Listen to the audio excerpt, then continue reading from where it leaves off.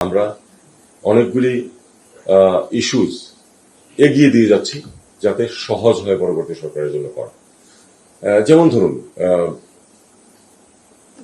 US এর সাথে trade deal, যেটা আমরা তো তাদের সাথে নেগোসিয়েট করেছি, সবসময় জড়িত ছিলাম, এগিয়ে গেছি বলেই কিন্তু 25 থেকে বা তার থেকে 37 থেকে এটা কিন্তু 20% নেমে এসছে। আপনারা জানেন যে ইতিমধ্যে ভারতের ক্ষেত্রে কিন্তু এটা 18তে নেমে এসছে, পাকিস্তানের জন্য 18 ছিল হয়েছিল। তো আমরা চেষ্টা করছি আমাদের জন্য এটা অন্তত ওই পরিমাণ নামানো যায় কিনা। যদি আমরা এটা করে যেতে পারি, আমি তো মনে করি যে পরবর্তী সরকারের জন্য একটা কাজ কমিয়ে দিয়ে গেলাম, তাদের জন্য সহজ করে দিয়ে গেলাম। একইভাবে যেই চুক্তিগুলির কথা আপনারা বলছেন জাপানের সাথে বা এরকম, সেগুলি কিন্তু হঠাৎ করে হচ্ছে না।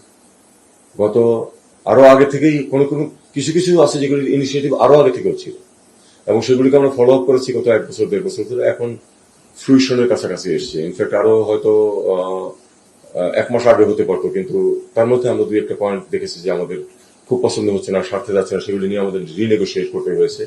এবং এখন যদি একটা চুক্তি সই হয়, তাহলে আবার আমি বলি যে এটা একটা কাজ এগিয়ে থাকলো। এরপরেও দেখুন, একটা যদি চুক্তি সই হয়ও, সেটার অধীনে কিন্তু করার যে জিনিসগুলি থাকবে সেগুলি কিন্তু এরপরে আসবে আস্তে আস্তে, এবং একটা ফরম্যাট কাঠামো থেকে গেলেও পরবর্তী সরকার এসে বরং সহজভাবে এটাকে ফলো আপ করতে পারে।